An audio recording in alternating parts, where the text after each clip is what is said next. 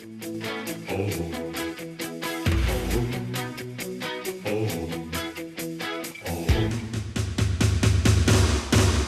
together.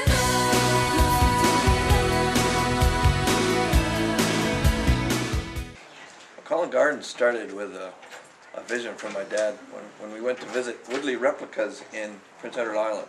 It's a little tourist attraction in PEI that has miniature village, but it's a different scale than what we ended up with. And that was in 1966, so he sort of dwelled on that for about less than 10 years, and then he decided to go ahead, and that's when he hired a fellow from Ryerson Polytechnical Institute, who was a draftsman, to draft local Ontario buildings and make them into 1/12 scale. And that's how the little thing started. He started just with the village itself. There was no cottage country then, or Parkwood wasn't there, for instance. It was just bare ground. So he just started with the village itself, and there may have been 80 little buildings at that point, or maybe a few less. And then later he added the fair, and then in 1987 he added cottage country, which brought it up to 120, 130 buildings. Wow. So when was the peak of Cullen Gardens and Miniature Village? The peak would have happened in the late 80s. In 1988, 89 were boom years, right? In Oshawa-Whitby area, our economy was really rolling high. Cost of housing was really high at that point in time. Yeah. And then everything crashed in 1990. Not that our business went terribly wrong at that point. We had a rough time in 92 because of the recession then, and then we picked up again through the mid-90s to the end of the 90s. Business was good. Now you were there, I guess, working on the gardens to a certain point. Yes. When did you leave? I left in 1999. So I started in 1983 and I left in 99. So I was there 15 years. Yeah. So, because I remember the peak seemed to be around 96 for the gardens, 95, 96. 95, 96, Yeah, they were 97 was spectacular. good. Yeah. How many visitors were you getting at that point when you left? 300,000 Wow. approximately every year Wow. were coming through the gates. Amazing. Plus a lot of those people, but not all of them, went into the restaurant. We had weddings almost every Friday or Saturday night, so it was a hopping place in the 90s. School buses rolling in one after the other, and then we also had tour buses as well. So we had a whole tour department. And they partnered with Parkwood too, so the folks would come in from all over Ontario, and they come to us for half a day, and they go to Parkwood for half a day. It was a nice arrangement. It closed. It was actually sold to the town of Whitby in 2006, and it was January the 8th or something. So it closed New Year's Day of 2006. And the town of Whitby's choice was not to continue, I guess, with the gardens and the miniatures. My father had decided to keep the miniatures, purchase a farm, and he called it Coronation Station because it was at the corner of Coronation Road and Highway 7, Wow. just west of Brooklyn. It was about 15 acres. 10 acres. Yeah? Yeah. Wow. And it was the same plan to start the gardens as well as the miniatures? It was mostly just a miniature village in a garden setting. So the garden feature of the whole thing was smaller, but the village itself was the same size. Wow. With cottage country, and it was going to have it had a pond on the site already, and we were going to make it bigger, and the whole thing was going to be great. The parking lot was a lot smaller, obviously, but it was a nice place. It was going to look great, but just Dad ran out of time. And after he passed away, which was that year, I guess they had opportunities to buy them, but there's nothing came from them to say that they wanted them. Wow, what a shame and what a loss. Now fast forward, I'm in Osso Electric. I'm fixing a light at home, and we had a part break, so I ran down and left my friends at the house, and I run into Sue, your sister, and she told me that the mayor had called her a couple of years before. Is Mayor Gray? Yes. Yeah. To purchase them, and I guess at that point she had said no. Because your dad was continuing on. Oh yeah. With Coronation Right. Station. So That's right. I thought, wow, what an intriguing, interesting idea. So I phoned the mayor. He was really excited. I was excited, and I was too. Yeah. So I passed on my card, and then I guess we chatted about 2 months later. Yes, took a while.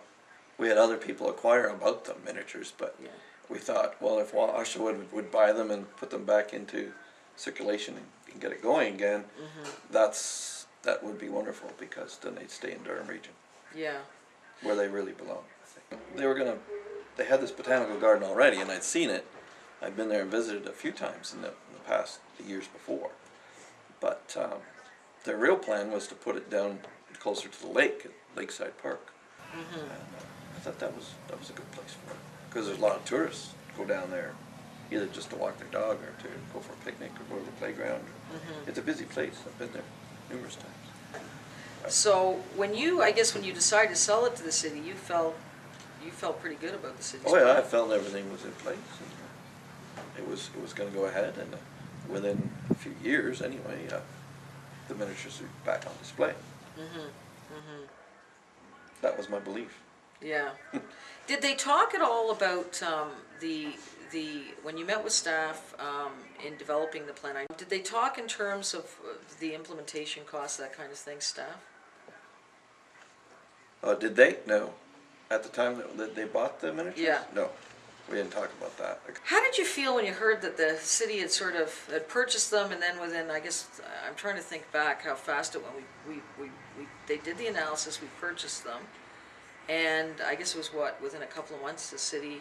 Yeah, it was September or so that the city voted, your council Yeah. voted to sell them again. And I was deflated, of course, and disappointed, and hoping that whoever they sell them to would be, in the region. Yeah. And be able to get the village back together again. I mean, that's our main goal, was to get the village back together. Yeah. So where do you think we go from now? Is there an opportunity for the city to partner and to find private investors that would run this potentially as a business? Well, certainly, there are opportunities there. It needs to be made known that they are available, and you're willing to partner with someone who is willing to put some money up front and get the village back into a viable business, which is very possible. So you think there's the potential to make an income Oh, off yeah. it, and Yeah, certainly there is. Yeah, what you want is somebody in your local area here, somewhere in Durham Region, because I don't think the city of Oshawa would want to see it go too far away, or those tax dollars won't show up. There's so many hotels and bed and breakfasts and restaurants that depended on Cullen Gardens for their income. And it was the largest tourist attraction between Toronto and Montreal. My dad knew that, as far as numbers coming in, and so Upper Canada Village was even less numbers. Their revenues were smaller than ours. Upper Canada Village had smaller Smaller, revenues than yeah. Cullen. Cullen Gardens was bigger than Upper Unbelievable. Canada Village at that time. No, obviously not So anymore. what kind of impact, when it closed, did it have on the tourist economy from Toronto to Montreal? Just huge, I would have thought. Unbelievable. Plus it stopped running. But not only that, we had clients or customers coming all the way up from the States. They were coming from all over the world. They'd fly in, and so the hotels were reaping the benefits as well too. Unbelievable. I didn't realize it was that big a impact. Well, So realistically, and I want you to let's talk turkey here. Realistically, if the city had the land, they have the miniatures now. We've got schools and seniors potentially that could help restore them at no cost.